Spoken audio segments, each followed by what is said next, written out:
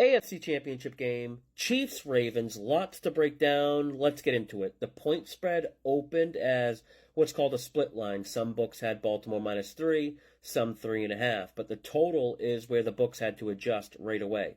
Most books opened the total around 45, 46, and under money came in right away, forced the move down to 44.5. Really isn't too much of a surprise with it being a game involving the Chiefs, who have been labeled an under team all season. Good defense, sluggish offense. Games involving the Chiefs have attracted under money all season, and it's been profitable. 12 of the 17 games KC has played this regular season all went under. And really, this is a different type of KC team that we've seen in the past. None of their teams in the Mahomes era have been in the top 8 as far as scoring defense or yards per game allowed. This unit here is top 2 in both. And this is a game where you really can make a strong case to bet both teams. KC has the big game experience, proven winner at head coach Andy Reid, and the best QB in the game right now, and they're getting 3.5 points. And it reminds me of how a lot of bettors would approach Patriots games. Don't overthink it. It's Brady and Belichick. They'll just find a way to win. And really, it's tough to argue against that logic. But I like the Ravens in this game. Even though last game was only Lamar Jackson's second career playoff win, which he was definitely aware of his lack of success in the postseason, and he responded with an all-time performance. He became the first quarterback ever, regular season or postseason, to throw for 2 TDs, run for 2 TDs, have 100 yards rushing with 100 passer rating in the same game. D'Amico Ryan, after the game last week, called Lamar the MVP. Baltimore is only the 4th team in history to have a first-team All-Pro at quarterback with the number 1 scoring defense. The 3 previous teams all went on to win the Super Bowl. There was 2 teams in the 70s, and then the most recent team is 1996 Packers squad. And I have to touch on this topic because I've already seen this being referenced a bunch, and it's one of the most flawed talking points or false narratives that the way to beat Lamar Jackson is turn him into a pocket passer. There's no numbers that show a decline or a big drop-off in offensive output with Lamar passing from the pocket. He's the 8th ranked QB in the league in pocket passing. He's not among the league's best, but he's definitely not as bad as most people think.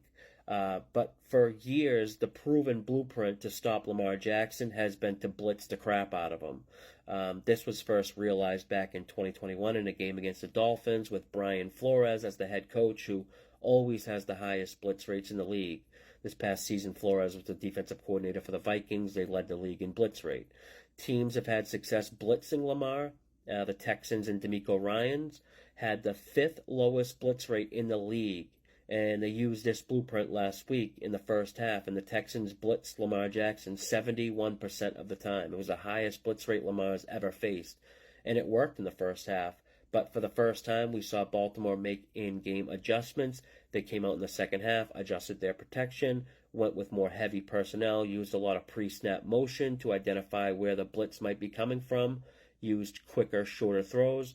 Ravens offense looked great. Lamar in the first half went from an average drop back to release time of 3.5 seconds to into the second half he was getting the ball out in 2.2 seconds. Ravens offense really overcame a hurdle they've been facing for years there in the second half. And Ravens knew the Texans or some other team would likely try to go blitz heavy, and they prepared for it. Harbaugh knew he finally had the answer for it. Now everyone knows, including KC and their defensive coordinator, Steve Spagnuolo. So it's hard to think what the KC game plan on defense will be. I can't see them going blitz heavy after seeing the Ravens just solve it. Now, the Chiefs' defensive game plan versus Buffalo was basically allow the short stuff underneath, allow the run and short throws in exchange for taking away the deep balls. Everyone watching the Chiefs-Bills game was critical of that KC defense, but they didn't understand on that, first and second downs, the KC defense was just giving Buffalo the run and short throws. 18 of Josh Allen's completions were within 1 yard of the line of scrimmage. If this is the defensive game plan that they try versus Baltimore, they'll get killed. Baltimore's offense prefers to run and throw short, so this is another option that's probably not available for the KC defense. And as good as a big game defensive coordinator as Steve Spagnuolo is for the Chiefs, I really don't know what he can come up and scheme with for Baltimore's offense. Chiefs defense already isn't good at stopping the run. They have to put a lot of focus and effort in stopping the run, and this leaves them weak in the passing game. Add in the injuries, linebacker Willie Gay and safety Mike Edwards. I think Buffalo's offense has a favorable matchup here. The Willie Gay injury status is big for KC. He would be the player tasked with spying Lamar. If he can't go or if he's less than 100%, that's a real problem. So I like Baltimore here. I bet them shortly after the lines opened at -3, -120, and posted it in the best betting network Discord community as a best bet. Baltimore has a real home field advantage here. Mahomes has mentioned it in the past that he's only been forced to use a silent count because of the stadium noise 2 times in his career. One in Seattle, one in Baltimore. This is significant because it's going to make it harder for Mahomes to make checks at the line of scrimmage, which KC has been asking him to do a lot more of. And I guess if I had a concern, it's with the KC offense. They run a lot of 2 and 3 tight end sets.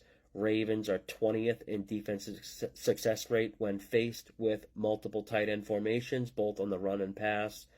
But Baltimore is extremely versatile on defense. Most teams run either man coverage or zone, and it's really based on the personnel type the team has. If they don't have guys that can play man coverage, then they're probably a zone coverage team. Baltimore plays 50-50 equal man and zone coverage, and they mix it up, disguise it. It's very confusing, complex defense to face, and I'm sure C.J. Stroud will tell you that too. Now, I have a live in-game betting strategy for this game that I'm going to explain in the Discord. It's something that anyone who's watching the game can take advantage of.